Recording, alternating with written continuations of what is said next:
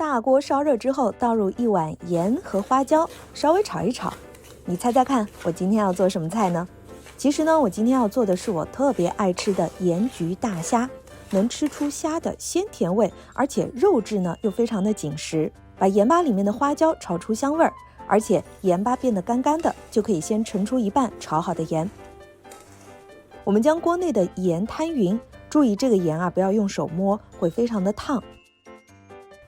放入清洗干净、沥干水分的大虾，这样烤制的时候啊，大虾才不会沾过多的盐。如果你家里有粗盐的话，最好是用粗盐。